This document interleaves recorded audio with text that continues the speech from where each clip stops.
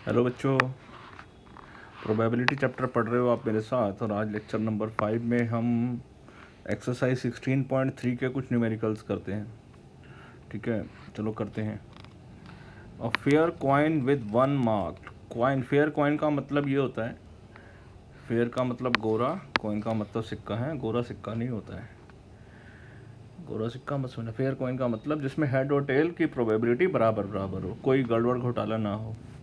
ठीक है, एक तरफ हेड है और एक तरफ टेल है। ठीक है, उसी को ही बोलते हैं fair coin. With one marked one face 6 on other. एक साइड पे 1 लिखा हुआ है और एक साइड पे 6 लिखा हुआ है, मतलब हेड टेल की जगह 1 और 6 लिखा हुआ है।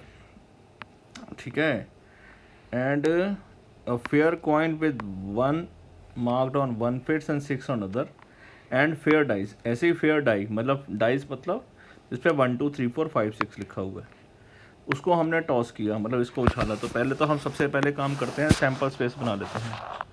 तो सबसे पहले हमारा सैम्पल स्पेस क्या होगा, जब 1 होगा, जब सिक्के पे 1 आएगा तो 1 1 1 2 1 3 1 4 1 5 और 1 6 आ सकता है।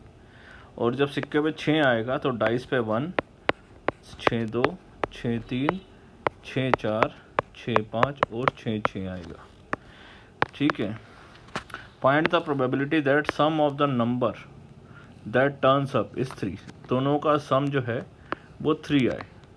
तो अब सम चेक कर लो, 3 कब आ रहा है, एक इधर आ रहा है और कहीं आ रहा है, और सम 3 कभी भी नहीं आ रहा है। तो इसका मतलब इसकी प्रोबेबिलिटी कितनी हो जाएगी, 1 बाय टोटल कितना है 12, और सम आए 12, तो सम 12 कब आएगा। ठीक है, क्या हो रहा है, 1 बाय 12। बस इतना सही बात है, आगे समझो। There are 4 man 6 women in a city council. 4 man हैं, 6 वुमेन हैं।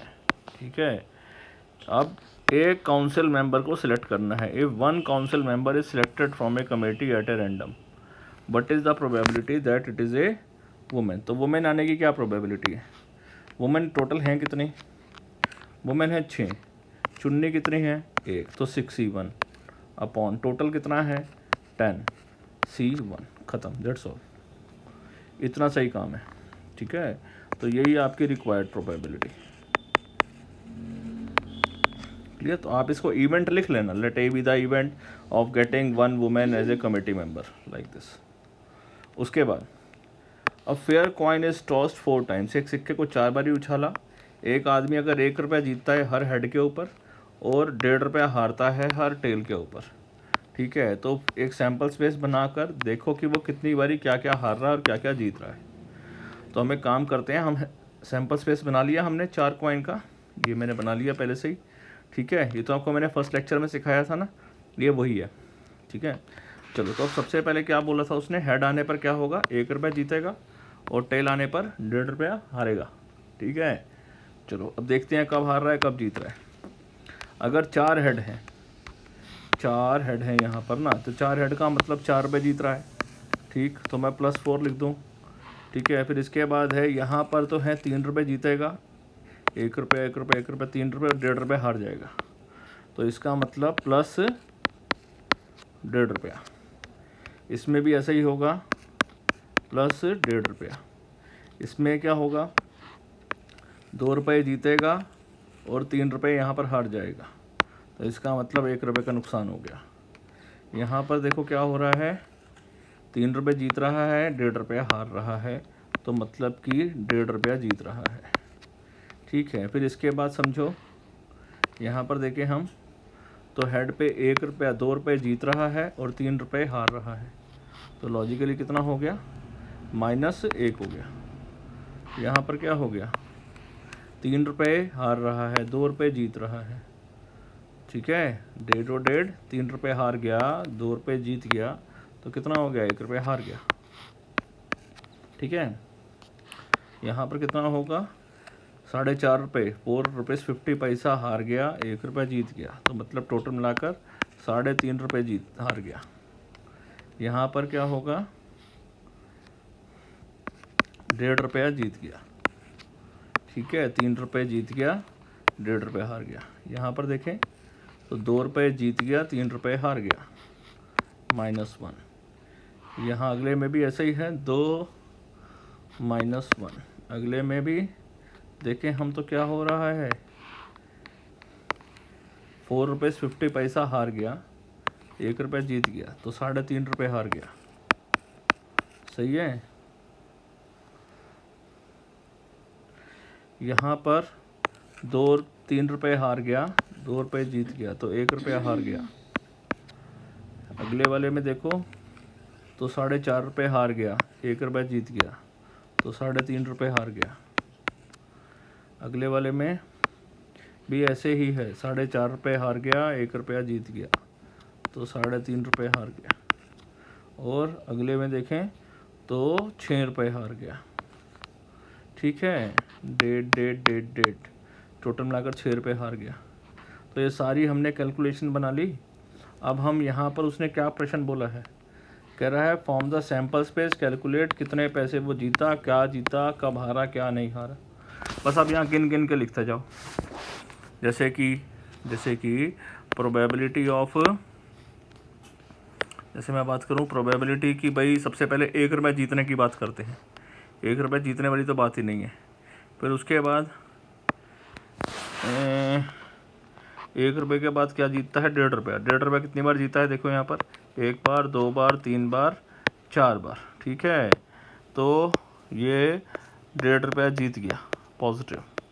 तो कितनी बार हो गया, 4 बार, बाय 1/16, तो प्रोबेबिलिटी हो गई 1/4। ठीक है, इसके बाद ₹1.5 के बाद कितना रुपया जीतता है, उसके बाद वो ₹4 जीतता है। ठीक है, ₹4 जीतता है, तो कितनी प्रोबेबिलिटी हो गई, 1/16। बस, बाकी सब तो हार ही रहा है वो। प्रैक्टिकल देख रहे हो, आपको लग रहा था कि जीत का भी है हार का भी है, लेकिन लॉजिकली समझे तो केवल 5 ही केस हैं जीतने वाले, 16 में से 5 ही केस जीतने वाले हैं, बाकी सब में तो हारेगा ही हारेगा। ठीक है, समझे मेरी बात को। तो इस तरीके की जो जुए वाली गेम है उसमें प्रोबेबिलिटी जो होती है वो हारने की ही ज़्यादा होती है। हाँ, लेकिन जिसको प्रोबेबिलिटी अच्छे से पढ़नी आती है और वो ज़्यादा अच्छे से कैलकुलेशन कर लेता है, तो जो है ना वो जीत भी जाता है। तो प्रोबेबिलिटी का असली जन्म भी जो है ना वो जुआ घर में ही हुआ था। पास्कल एक साइंटिस्ट थे, याद होगा ना पास्कल। ये और एक और साइंटिस्ट थे, तो ये कहीं जुआ घर में थे और वहाँ पर जो है वो कैलकुलेशन वहीं करने बैठ गए और वहीं से इस चीज़ का जन्म हुआ था। फिर आगे वो चीज़ अप्लाई होती गई, बढ़ते गए, हर टर्म से उसको अप्लाई करते गए। तो अब आप इसके बाद बाकी सारे निकालो कि कितने कितने हारा, ₹1 हारा कितनी बारी, 1 2 3 4 5 6 बारी हारा है। तो अपने आप यहाँ लिखेंगे, यहाँ पर प्रोबेबिलिटी ऑफ लॉस ऑफ ₹1, तो वो 6/16 है। सही है, बात समझ आ गई। चलो कर लोगे इसके बाद, चलो कर लेना। आप क्या करोगे, 3 कॉइन्स आर टॉस्ड, सिक्के उछाले, ये 3 सिक्के की प्रोबेबिलिटी है। 3 हेड आए, इसकी क्या प्रोबेबिलिटी है बताओ, 1/8। 2 हेड आए, किसकी प्रोबेबिलिटी क्या है, 1 2, और 2 हेड एक और जगह भी आने चाहिए, 3 जगह आते हैं, एक ये रहे 3/16। ठीक है, इस तरीके से आप करना। ये चीज़ तो मैंने आपको एग्जाम्पल्स में भी करवाते करवाई है। टेल ना आए, अब टेल नहीं आएगा तो जहाँ जहाँ टेल नहीं है वो वाला काउंट करना है, यहाँ यहाँ यहाँ यहाँ यहाँ हर जगह कम से कम एक टेल है। तो टेल ना आए, केवल एक ही पॉसिबिलिटी है ऐसे।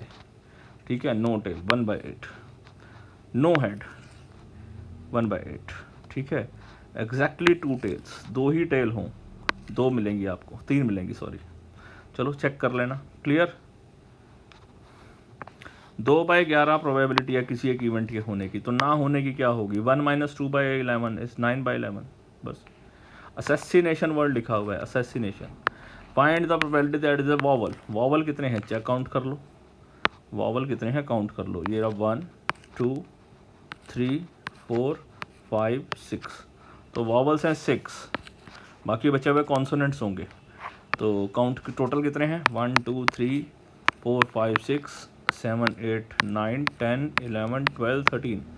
तो वॉवल आने की क्या प्रोबेबिलिटी है, 6/13। तो वॉवल ना आने की प्रोबेबिलिटी कितनी होगी, वो कॉन्सोनेंट्स है, जो वॉवल नहीं है वो कॉन्सोनेंट्स हैं, तो इसका मतलब 1 - 6/13 इज 7/13। ठीक है, समझ आ गई मेरी बात? बस ऐसे ही करना है। एक लॉटरी पर्सन, एक लॉटरी है, खेल रहा है एक बच्चा, एक आदमी, इसके पास 6 person chooses 6 different natural number, 1 से लेकर 20 के बीच में उसने जो है ना वो 6 नेचुरल नंबर उसने चुन लिए। ठीक, if 6 numbers matches with 6 number already fix in the lottery, तो वो जीतेगा।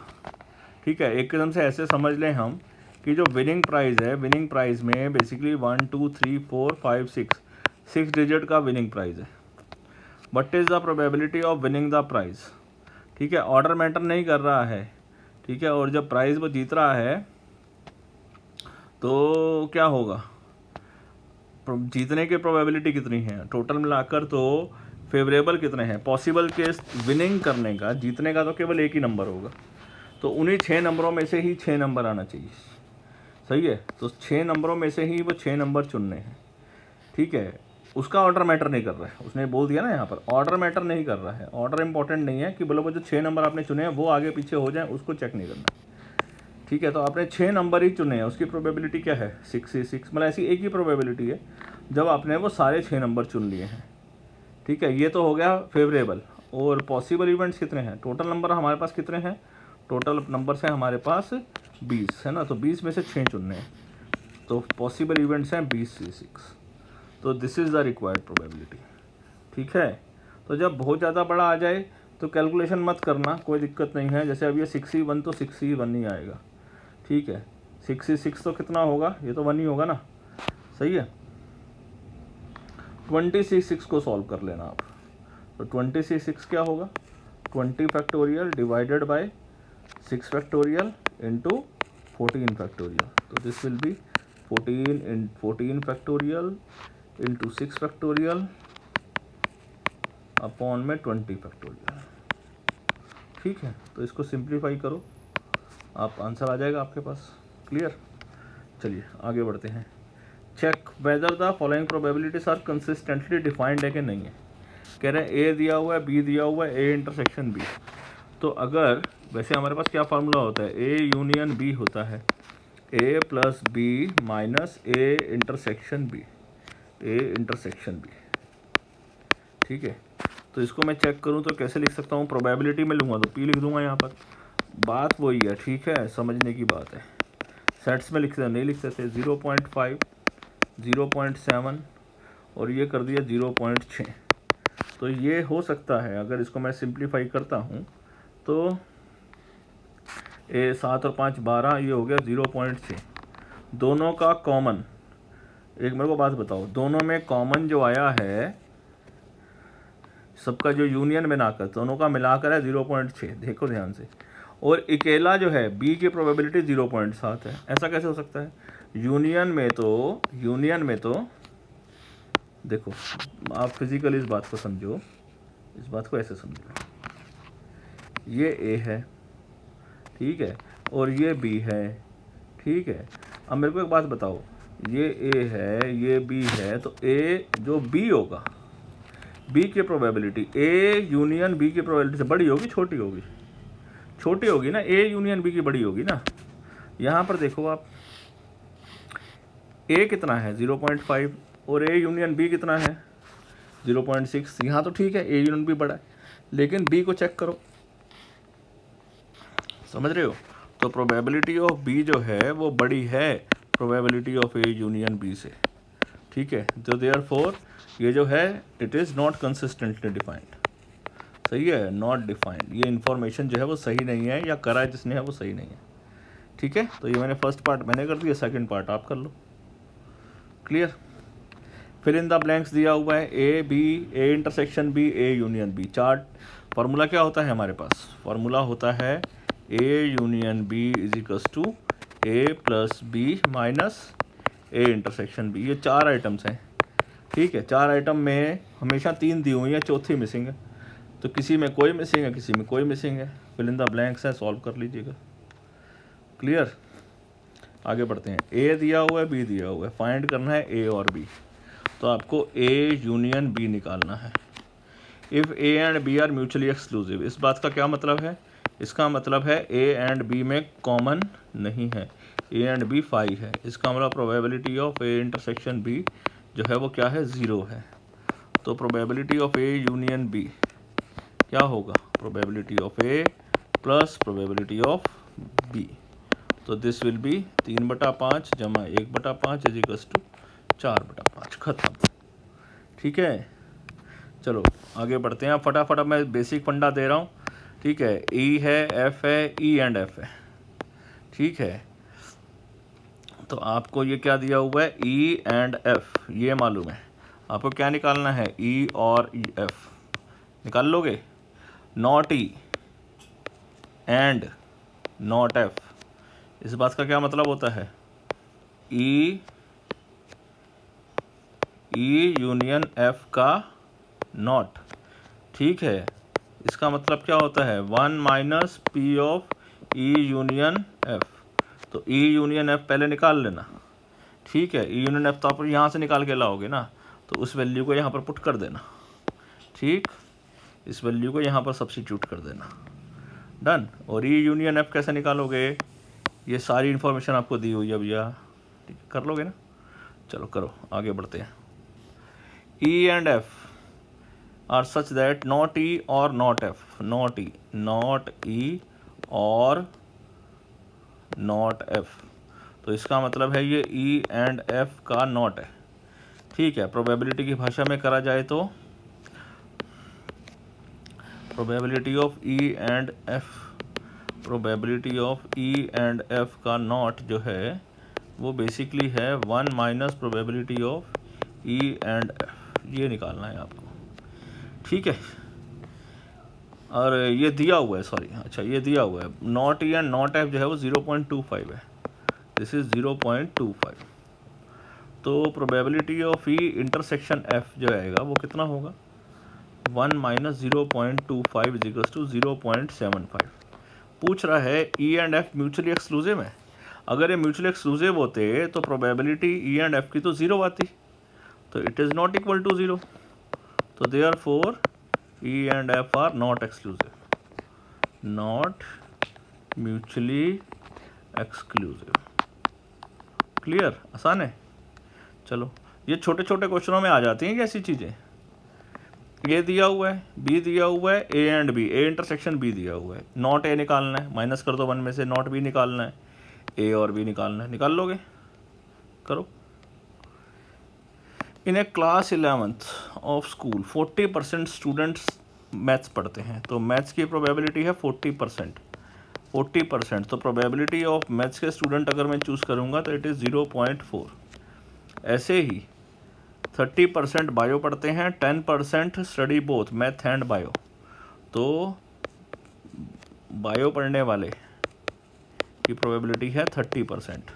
Probability of maths and bio पढ़ने वालों की प्रोबेबिलिटी है 0.1। If a student is selected eight a random, what is the variety, he will study maths और bio, maths और bio. तो आपको मैथ्स और बायो निकालना है। निकाल लोगे ना, सिंपल मैथ्स है भाई, इन दोनों को प्लस करो, इसमें से माइनस करो, आंसर आ गया 0.6। ठीक, आगे बढ़ते हैं।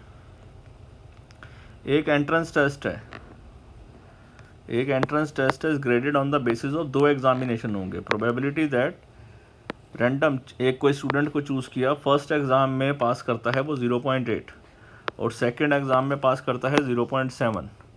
तो फर्स्ट एग्ज़ाम में पास करता है 0.8, सेकंड एग्ज़ाम में पास करता है 0.7। The probability of passing at least one of them, at least one of them का मतलब 1, 2 या बोथ। ठीक है, इसका मतलब क्या हुआ, इसका ये मतलब है फर्स्ट कर लिया एंड सेकंड नहीं किया, या फिर फर्स्ट कर लिया, फर्स्ट नहीं किया एंड सेकंड कर लिया, या फिर फर्स्ट भी कर लिया एंड सेकंड भी कर लिया। इसकी प्रोबेबिलिटी है, एटलीस्ट का मतलब यही होता है 0.95, बट इसका ये मतलब भी होती है। अब आपको मैंने एक ये सेकंड लास्ट क्लास में क्वेश्चन करवाया था कि अगर first intersection second plus 1 not intersection, इसकी अगर मैं प्रोबेबिलिटी की टर्म्स में बात करूं, ऐसे लिख दूं मैं प्रोबेबिलिटी एंड सेकंड, फिर प्रोबेबिलिटी ऑफ 1 एंड सेकंड ठीक है। फिर एक और प्रोबेबिलिटी आती है 1 minus not first and not second, ठीक है, दिस इज इक्वल्स टू 1 होती है। अब यहाँ से लेकर यहाँ तक इसका मतलब जो है ये तो यही है, ठीक है। तो this is equals to 0.95 plus probability of not and not second, निकाल लिया 1, तो कितना आ जाएगा, तो probability of not 1 and not second is equals to 1 minus 0.95 is equals to 0.05। और लॉजिकली इसको पढ़ें, डी मॉर्गन थ्योरम तो क्या बोलती है, फर्स्ट यूनियन सेकेंड का ये नॉट है, ठीक है, नॉट ऑफ 1 और 2, ठीक है। तो what is the probability that he will pass in both, आपको बोथ निकालना है, दोनों में पास हो।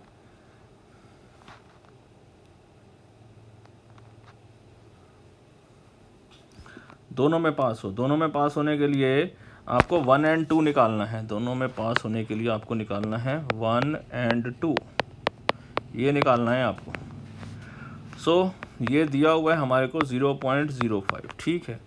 इसको अगर मेरे को 1 यूनियन सेकेंड निकालना हो तो मेरे को 1 में से माइनस करना पड़ेगा, 1 माइनस 0.05 करेंगे तो 0.95 आ जाएगा। बोलो यहाँ तक ठीक है।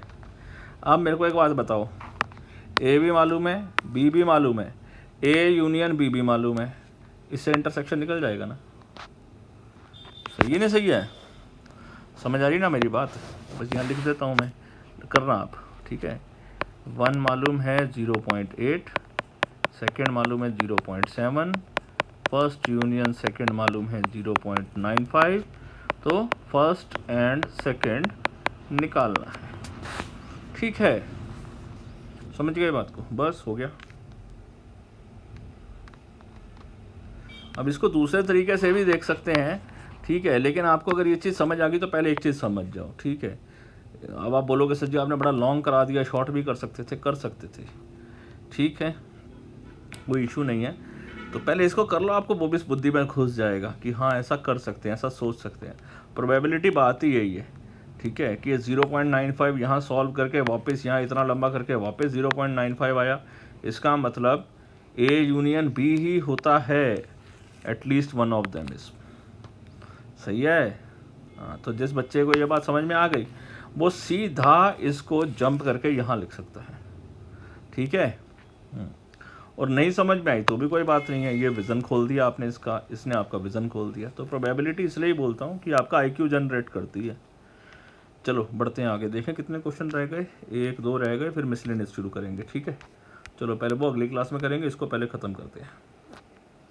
The probability that a student will pass the first examination in both final exam Hindi and English, ये अपने आप करना। देखो वो आशिमा वाला और अनीश वाला एक क्वेश्चन था ना, अनिल आशिमा वाला, ये क्वेश्चन कुछ उसी टाइप का ही है, आप अपने आप करो, मैं नहीं करवाऊँगा। कुछ ये कर लिया और आपने कुछ ऐसा भी कर लिया तो अब आप कर पाओगे, नहीं हो रहा हो फिर मेरे से बात करना। ये भी कुछ ऐसा ही है, लेकिन थोड़ा सा एक विज़न दे देता हूँ, कुछ नहीं है। एक 60 बच्चों की क्लास है, 30 बच्चों ने NCC ज्वाइन किया, NCC और NSS, पहले NCC वालों को मैं C लिख लेता हूँ, ठीक है। तो 30 बच्चों, C की प्रोबेबिलिटी कितनी है, 30/60, ठीक है। 32 ने सिलेक्ट किया NSS, तो S की प्रोबेबिलिटी कितनी है, प्रोबेबिलिटी ऑफ S ये हो गया 32/60। फिर उसके बाद क्या है, 24 opted for NCC and NSS both, तो probability of NCC and NSS ये आ गए कितने, 24। If one of them is selected find the probability that it is NCC और NSS। तो आपसे वो क्या पूछ रहा है, NCC आपसे पूछ रहा है NCC यूनियन NSS, निकाल लोगे, बिल्कुल निकाल लोगे। फिर क्या पूछ रहा है, no NCC neither NCC nor NSS, ना ही NCC, तो मतलब क्या पूछ रहा है, ना ही NCC एंड ना ही NSS। तो इसको कैसे निकालोगे, इसको डी मॉर्गन थ्योरम का यूज़ करेंगे, इसको ऐसे लिखेंगे C यूनियन S का नॉट, तो इसको कैसे निकालेंगे, 1 minus probability of C union S। तो जो पहले आप यहाँ से आंसर निकाल लाओगे वो यहाँ पर पुट कर देना, तो सेकंड का आंसर भी निकल जाएगा, फिर थर्ड की बात क्या है, NSS है बट नॉट NCC, तो probability of NSS and not NCC ऐसे लिखा हुआ है ना। तो इसको सॉल्व करना कैसे सीखे थे, इसे हम ऐसे सीखे थे, probability of S minus probability of S intersection NCC। ठीक है, A माइनस बी का फंडा है ये वाला। आपने डायग्राम कुछ ऐसा बनाया था, ये NCC वाले हैं और ये NSS वाले हैं, ये NCC वाले हैं, ये NSS वाले हैं। जो ये वाला पोर्शन है ये है NCC माइनस NSS, ये वाला रीजन। तो ये कैसे निकालोगे, पूरे NCC में से ये वाला इंटरसेक्शन वाला पोर्शन माइनस कर देना। क्लियर हो जाएगा, आसान है।